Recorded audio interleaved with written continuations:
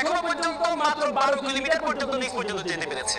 সেটা কে করেছে জানেন? 1970 সালে সোভিয়েত ইউনিয়ন। তারা চিন্তা করলো তারা পৃথিবীর নিচে যাবে, কারণ তারা পৃথিবীর নিচে হচ্ছে কি, আমাদের বরাবর নিচে হচ্ছে কি আমেরিকা। আমরা যদি এখানে 6টা বাজে, আমেরিকাতে 6টা বাজে, রাত 6টা বাজে, দিন 6টা বাজে, রাত 6টা, সে চিন্তা করলো নিচ দিয়ে যাবে। তখন তার গবেষণা করে তারা নিচে যাওয়া শুরু করেছে সাইবেরিয়া অঞ্চলে। নিচে গিয়ে তারা 12 কিলোমিটার পর্যন্ত গিয়ে দেখে সেখানে যেই বরফ, সেটা প্রায় 2000 সেলসিয়াস বরফ, লোহা গলে যাচ্ছে সেখানে, কারণ 1500 থেকে লোহা গলে যায়। আপনি দেখেন সূর্য আমাদেরকে গরম দেয়, আমরা 40, 50, 60 সেলসিয়াস গরম পাই আমরা, সূর্য আমাদের গরম দেয়, কিন্তু মাটির নিচে কিভাবে গরম হয় পরবর্তীতে আর যেতে পারে নাই। সেই গবেষণা প্রতিষ্ঠানের প্রধান ছিলেন ডক্টর এসবক। তিনি বলেন, আমি যখন যেতে পারছি না তখন আমি একটা মাইক্রোফোন পাঠিয়েছিলাম সাউন্ড নেওয়ার জন্য, ভিতরে কি সাউন্ড হয়। বিলিভ অর নট, তিনি কিন্তু খ্রিস্টান। তিনি বলেছেন আমি নিচে গিয়ে একটা সাউন্ড পেয়েছি, সেটা হচ্ছে মানুষের কান্নার আওয়াজ পেয়েছি।